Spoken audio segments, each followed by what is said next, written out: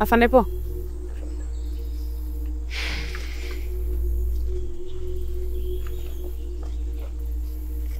Hii ni tukio la kutisha sana na linaweza likapelekea hofu kwa raia. Hivyo basi, angalieni namna gani utafikisha ujumbe kwa raia. Na pia nataka uifuatilie hili swala kwa kina ili ujue ni nani amefanya na kwa nini. Sawa sawa? Halafu nilikwambia na kuhitaji na mazungumzo na wewe. Nadhani baada ya hili utakuja ofisini. Afande. Sawa.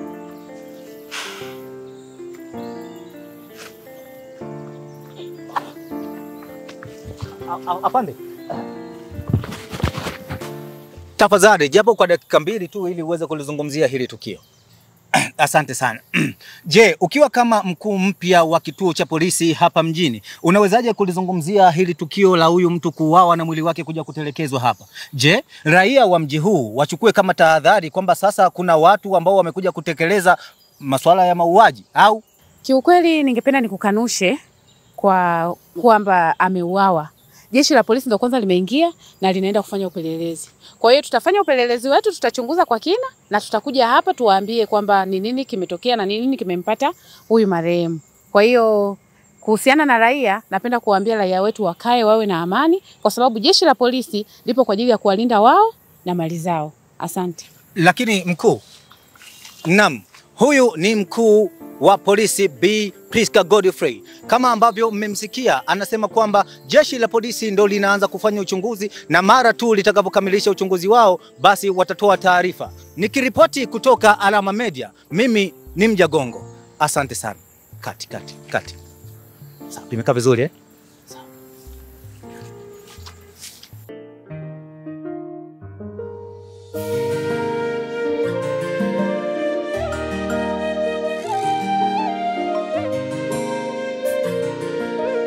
Napambana mpate haki yangu nisipoteze.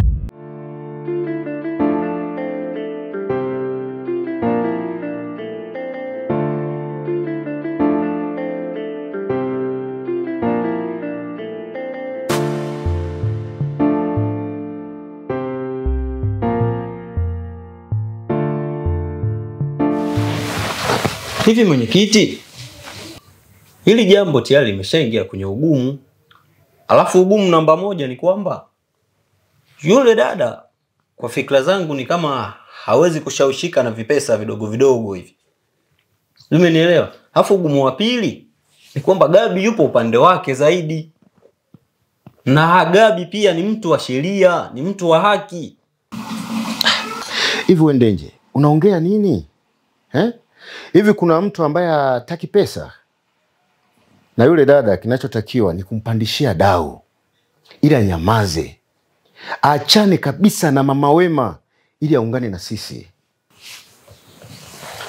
Hivi mzee, hizo hela za kumpa ile mdada unazo?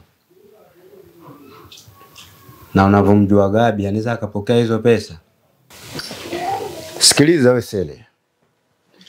Sisi hatuhusiani na Gabi, ila huyu mwanasheria. Kama ni pesa, tutachukua kwa huyu mdau. Na nikimuelezea kuhusu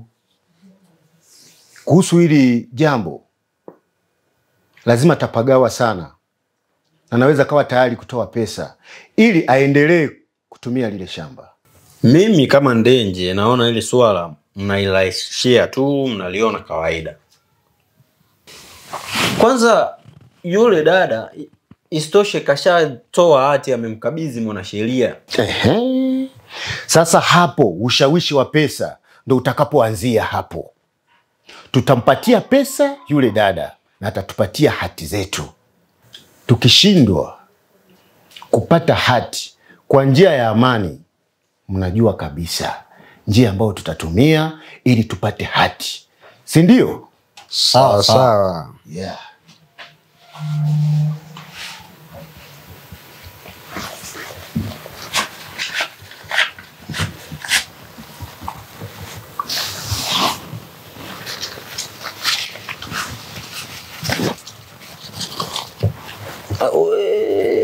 Sasa nataka leo hii, siku hii ya leo jioni, mkajipongeze kilabuni. Na haitaishia hapa. Kuna mambo makubwa huko mbele tunakoenda. Si mnanielewa? Lakini unapaswa kutukingia kifua pindi mambo yatavyotuendea sisi vibaya. Halafu ubaya ni nini? Hatujamjua yule mtu kama ni mtu wa tamaa au ni mtu wa haki kabisa. Hivyo Ndenje ukoje? Uko tofauti kabisa na Sele. Au hofu yako hasa ni nini? Mimi hofu yangu kubwa ni kile kitendo chake cha kumchukua Mama Wema kwenda kuishi naye kwake. Hicho kitendo kinaonyesha usiriasi mkubwa sana katika kuhakikisha kwamba Mama Wema anapata haki yake. Mnalionaje hilo labda? Ndenje, ni kama nakupata fulani hivi. Unamaanisha nini? Mimi namaanisha hivi. Kwa nini tusikae kwanza kimya? Tujue yule anataka kufanya nini, alafu ndo na sisi tujue tunafanya nini. Mzandule, unalionaje hili wazo la Ndenje? Ni kama ananishawishi hivi. Sasa nikamsikiliza kidogo. Ili huyu dada tumuangalie hatua zake kwanza.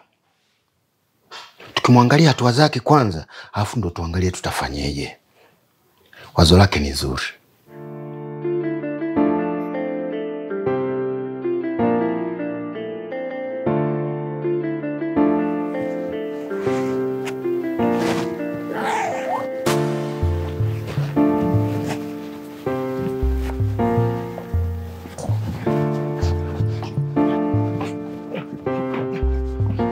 Unasema niachie Libe. Mbona unielewi? Si tulikubaliana siku mbili. Kwa hiyo umeme usipokuwepo nitazimishaje? Welebe. Mwachie mwenzio azime bwana. Basi ulizima jana jamani. Shemeji, kesho usipowaka je? Hapana, kesho upo. Na kama ungekata ungetangaza. Na hata kama ukikata, zamu yako itabaki pale pale. Hadi kesho nyingine. Ndio. Haya Libe. Zimisha, ila kesho nyingine ni zamu yangu. Ila kesho usipokuwepo.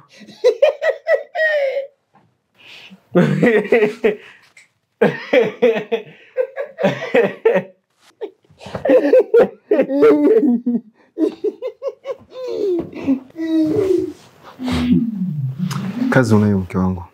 Ina maana kutwa nzima ndo hivi? Yaani ni vituko baada ya vituko. Ila wananipa raha. Wanachangamsha nyumba. Kimbembe akija mgeni sasa. Wewe unajuana nao bwana. Acha mimi niende kazini. Nikaona itakavyokuwa. Ukiona sijakupigia simu, basi ujue kabisa mahabusu inanihusu. Mambo yatakwenda kama tulivyopanga hivi. Sawa, sijali. Bye.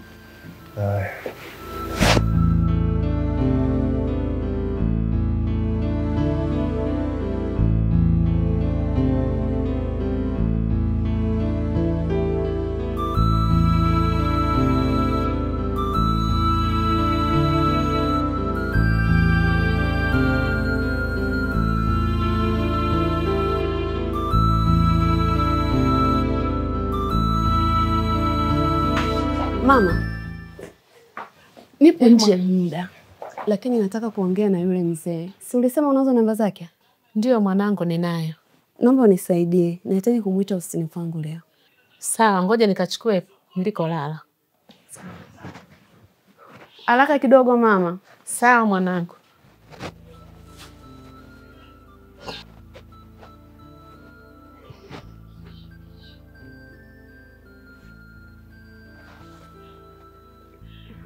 Baby, I'm sorry. Nimekuweka sana hapo. Lakini ndo natoka hapa. Naomba nivumilie kidogo tu. Utakuwa hapo sasa hivi. Okay, asante. Hizi hapa mwanangu. Na kama itakuwa haipatikani, na ya mke wake pia ninayo.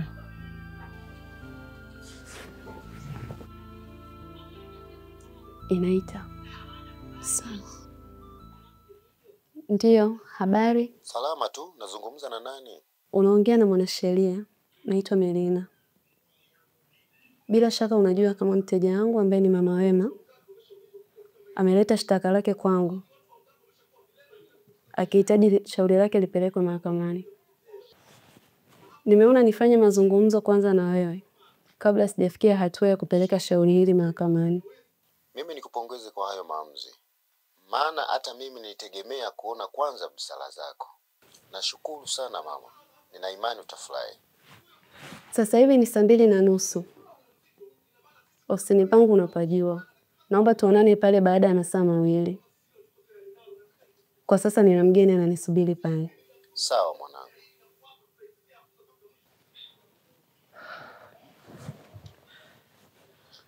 Huyu mzee anaonekana anaamini sana kuhusiana na masuala ya rushwa. Kauli zake zimenifanya nipate jawabu hili. Pole sana mama wangu. Umeteseka kwa muda mrefu sana. Lakini pia hongera kwa kuwa ni zamu yake kuteseka. Nakushukuru sana mwanangu. Kwa sasa nauona mwanga wa matumaini kupitia wewe. Ukawe makini nao tu. Usiwe na hofu mama. Ukijisikia kula, unajua vyakula vilipo. Nahisi nitachelewa kurudi leo. Na sina miadi na mtu yoyote. Kwa hiyo ukisikia mtu anabisha hodi, weka kimya tu. Sawa mwanangu. Kweli mama, ubaki sana mama. Asante mwanangu. Mungu akutangulie. Aya mama.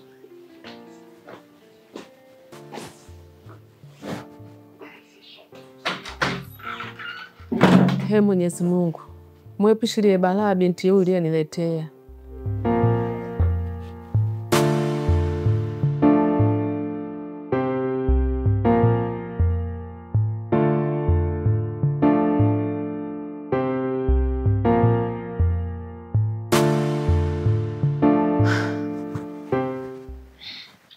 Lakini natamani ungekuwa uondoki. Ningeongeza uongo nyumbani, angalau nikaa nawe hata wiki nzima kabla sijarudi chuo. Hii safari naichukia sana. Ni vile haujui tu Salim. Kwani unaenda wapi jamani? Nitakumisi ujue. Naenda Dar es Salaam. Lakini si ni kibiashara. Ni vipi unasema utaki? Au haina maslahi kwako? Maslahi yapo. Lakini safari imekaa kama kiutumwa sana. Alafu isitoshe maisha yana siri nyingi kubwa. Mimi nadhani tutaongea vizuri nikirudi. Lakini mpenzi, kama biashara haina maslahi kwako au una mashaka nayo, ni bora uachane nayo mapema kabla hajaja kukuletea hasara kubwa mbeleni. Ni kweli unachokisema. Lakini maisha yanaenda kama hivi. Acha nikuangalizie pesa kidogo hapa ambayo utajikimu kwa mahitaji yako kipindi ambacho nitakuwa sipo. Hapana sikuja hapa kwa ajili ya pesa. Utanifanya nijisikie vibaya. Kama utajisikia kunipa pesa, basi kwa wakati mwingine. Umeninukuu vibaya. Mimi sikupi kwa malipo ya kile chochokifanya. Bali nakupa kwa sababu najua kabisa kipindi ambacho nitakuwa sipo, lazima utahitaji pesa kwa matumizi yako binafsi. Na ni jukumu langu mimi kukuhudumia.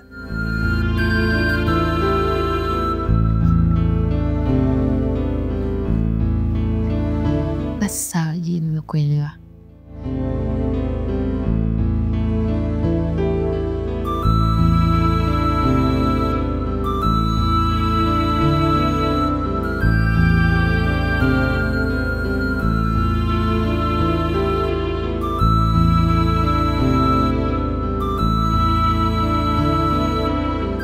Aisee, afande Ndele. Kiukweli unapitia katika wakati mgumu sana. Na hili nashindwa kulifanya kuwa ni sehemu ya uzembe. Japo kwa maelezo yako, sitakiwi kukuamini. Maana umekiri kwa kinywa chako wewe mwenyewe. Kwa ulinidanganya. Kwa umepoteza kumbukumbu wakati sivyo. Si ndio? Ndio afande. Unajua afande, natamani sana kukusaidia. Na kwa nafasi nilionayo, naweza kufanya hivyo. Hebu niambie, unaniahidi nini? Afande, na kuahidi kuifanya kazi kabla ya siku nilizokuomba na kuikamilisha. Naiona kweli ndani ya macho yako. na nikilinganisha juu ya mtu unayemtilia shaka, nazidi kukuamini zaidi, kwa kuwa hata mimi nimehisi jambo jana usiku. Lakini hisia hizo si kwa utashi wangu, ni kwa utashi wa Gabi mkuu. Naomba hilo niliweke sawa. Nimekuelewa Ndele. Hata hivyo bado naumiza kichwa namna ya kukutana na Gabi, maana tulikoruzana sana. Sina hakika kama naweza kukaa na kuzungumza na mimi kiurahisi. Gabi sio mtu wa kuweka vitu rohoni mkuu. Gabi ni mtu ambaye ukipishana naye anapishana na wewe, lakini ukihitaji suluhu naye huwa anapingamizi. Naomba hilo ni kuondoe shaka. Nashukuru kwa kunitoa hofu juu ya hili. Na mimi nakupa baraka zangu zote. Najua kwa sasa huwezi kuongea na UCCID kwa kuwa bado yuko likizo. Nitaandika barua ili itumwe ofisi ya ardhi. Na wakirejesha majibu, utakwenda kwa ajili ya kazi hiyo. Nashukuru afande.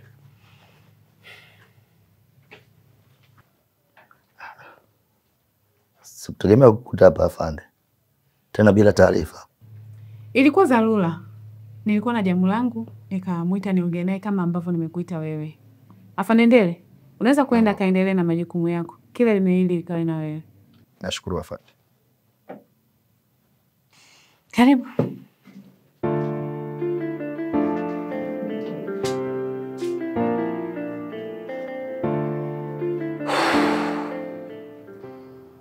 Huo ndio ukweli wa mambo Gabi. Na nipo tayari kukusaidia endapo utahitaji msaada wangu. Kwani kati yetu ni nani anahitaji msaada kwa mwenzie? Mimi nadhani ni wewe. Kwa kuwa mashamba ni yako na ni haki yako. Na kivyovyote vile ni lazima unayahitaji, si ndio? Nadhani umenzania vibaya. Ni kweli naweza nikawa nahitaji hayo mashamba, lakini sio kwa nia ya kuyalima.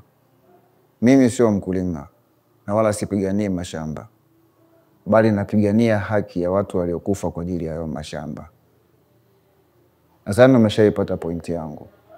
Kwa hiyo kwa upande wangu mimi najua wewe ndio ambao unataka msaada kutoka kwangu. Kwa nini unadhania hivyo Gabi? Kwa kuwa mlitumia nguvu kubwa sana kunisogeza ili niwe karibu na wewe. Kwa kutegemea kunitumia ili niweze kuwapa ninayoyajua, alafu mnikandamize. Najua ile siku umenipa business card. Ule nilikuwa ni mpango tu wa kutaka kunisogeza karibu yako. Uliwezaje kuyajua haya yote Gabi? Shaka yangu ilikuja baada ya ujio wale askari wawili ambao ni feki. Sikuwa nikijua juu ya ujio wa askari wapya kwenye mji huu. Na sio kawaida mimi kutokujua. Na nikafuatilia na nikajua kweli kituo cha polisi hakijapokea askari wapya. Na hapo ndipo nikaujua mchezo wenu wote. Gabi, naomba uniwie radhi katika hili. Na nikiri wazi kuwa ni kweli huo ndio ulikuwa mpango mama. Lakini hakuna unachoweza kuniambia na nikakuelewa. Kile mlichokifanya ni kitendo cha kihalifu. Nakupa muda wa kutubu madhambi yako. Na msamaha wangu kwako utakuwa na condition. Na ukishindwa kuzifuata, sitosita kukuchukulia hatua. Kwa heri. Gabi, usiondoke. Tafadhali Gabi. Gabi, tafadhali usiondoke. Oh shit. Ishakuwa mbaya kwetu.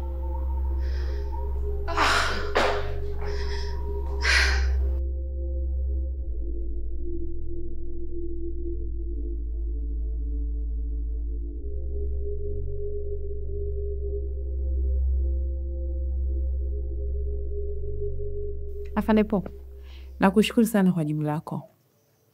Na pia nilitamani kufahamu juu ya huu upendo kati ya kaka na dada. Yaani namaanisha kati ya Gabi na Rinda. Ile siku nakumbuka uniambia, nikitaka kumuuzi Gabi, basi nimguse Rinda. Na nikitaka kumuuzi Rinda, basi nimbuguzi Gabi. Kuna siri gani kati yao? Maana huu upendo wao si wa kawaida. Ni kweli kwa kiasi fulani naifahamu familia kutokana na kupewa kesi zinazomkabili Gabi. Inasemekana katika michezo ya watoto, Gabi akiwa anacheza na watoto wenzie, alimsukuma mtoto mmoja na kudondokea kwenye jiwe na kupoteza maisha pale pale. Mungu. Ikawaje? Kwa mujibu wa maelezo ya mashuhuda, walipokuwa wakimhoji Gabi kwa nini amemsukumia mwenzie kwenye jiwe, Linda alikana kuwa si Gabi aliyoua bali ni yeye aliyesababisha mauaji. Kwa hiyo Linda alifungwa badala ya kaka yake. Ameshamkingia kifua kaka yake kwa kesi 2 za mauaji. Mara 2? Na kesi nyingine ni ipi? Kesi ya pili ni baada ya Linda kuvamiwa na vijana watukutu na kumwingilia kimwili. Gabi aliwakuta vijana hao eneo la tukio na kumpiga kijana mmoja jiwe la kichwani na kufariki pale pale. Lakini Linda alisimama na kudai yeye ndio aliyeua akijaribu kujitetea. Na kwa kesi hiyo Linda pia alihukumiwa kifungo?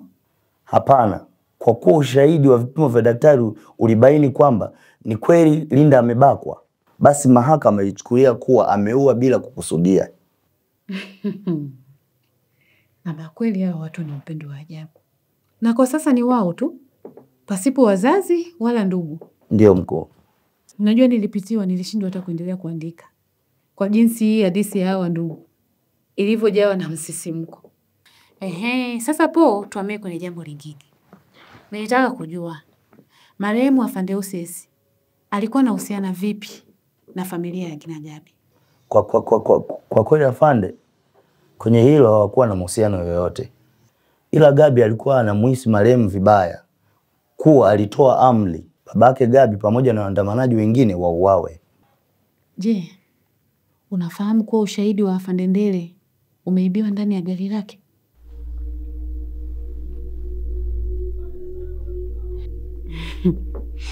Anyway, leo tuyaache tena. Kwa leo nadhani inatosha. Tutaongea siku nyingine. Si unajua mimi ni Akande mpya hapa. Na ulinitaka nijue vizuri familia ya Gabi kwanza kabla ya kuingia kiundani zaidi. Na ndio nimeanza kuijua. Unaweza kwenda. Afande po. Kwa leo nimemaliza. Punguza mawazo bwana. Unaweza kwenda.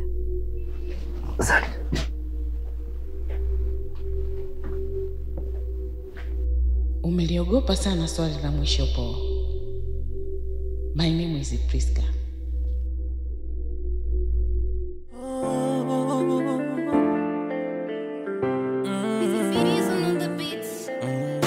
Jamani mnyonge mnyongeni, haki yake mpeni.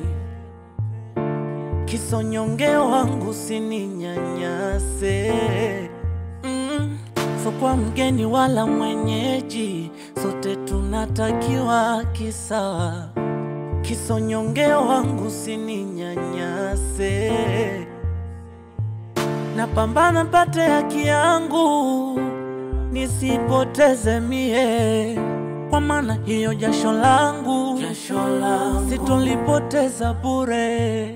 Napambana pate haki yangu, nisipoteze.